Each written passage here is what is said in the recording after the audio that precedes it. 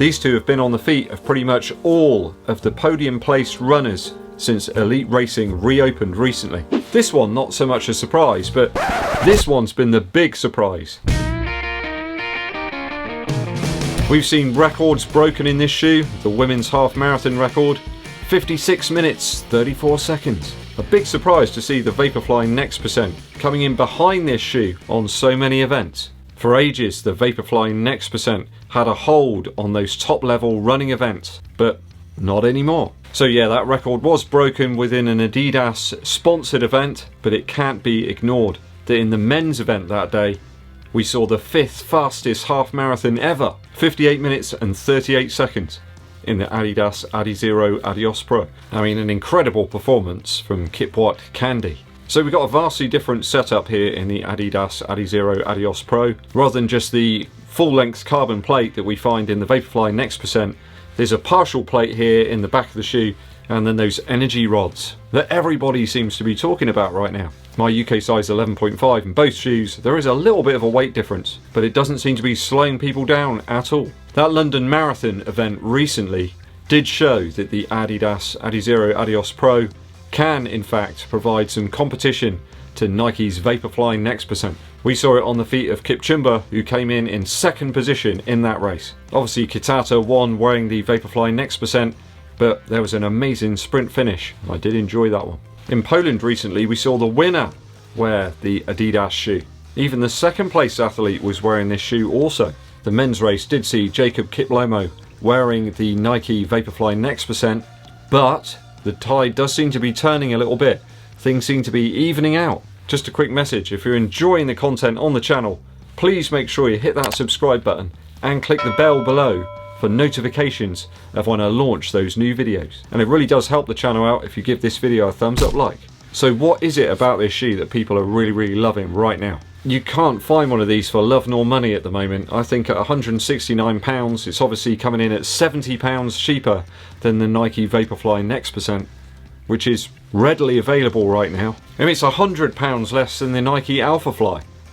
That's a lot of money. Loads and loads of runners are trying to obtain pairs of these right now. I think I just got lucky. I went on the sports shoe website literally just after they came out and picked this one up. I didn't really think about it for a second that it might be a shoe that was very difficult to come by. But sadly now we're meeting the age-old issue of race shoes being out of stock. They're nowhere to be found right now, which can't be great business for Adidas. When you've got a product that everybody wants, you want to make sure you meet that demand. If people have got cash in hand, you don't want to leave them waiting. What with all that talk and great exposure with it appearing on the podiums, you really want to get it out to people.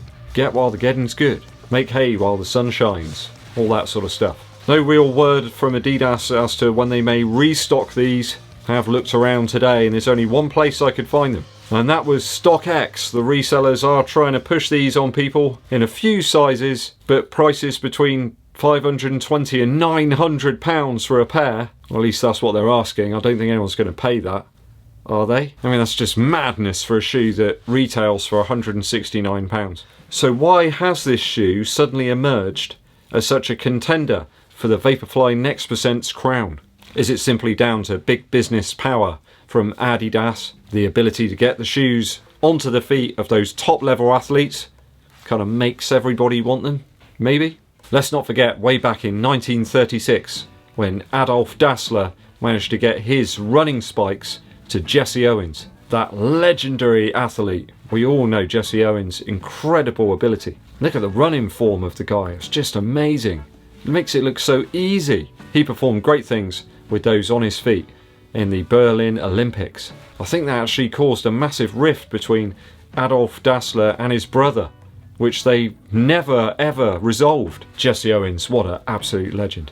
I think a real beacon to both old and younger runners. Is it more down to the intriguing mixture of technology here? I mean, this shoe's just like nothing else at all. I mean, for a start, it looks absolutely bizarre, doesn't it, really? You got that massive Lightstrike Pro foam, which isn't in any other shoe right now. Obviously that partial plate and the energy rods. I mean, you can see them. They're burning through the outsole. I've got to say, the upper of this shoe though is absolute dynamite.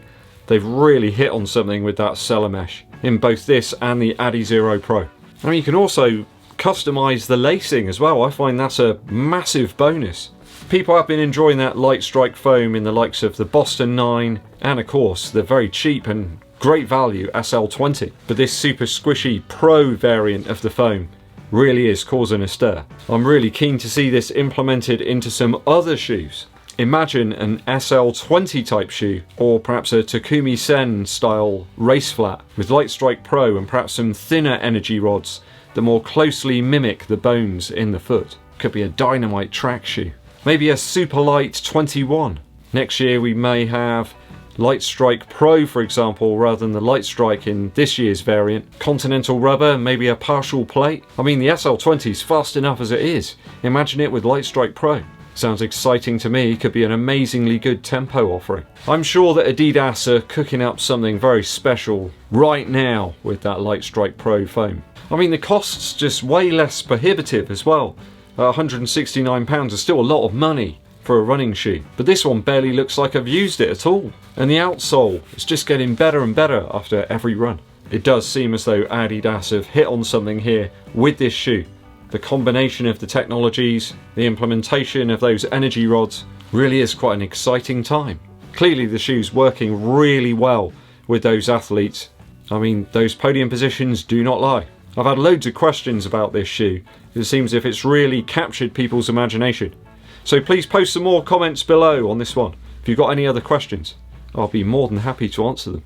So what do you guys make of those podium finishes featuring the Adidas Adizero Adios Pro? It really can't be a coincidence that it keeps appearing in those top 3 positions. Let me know what you think down in the comments.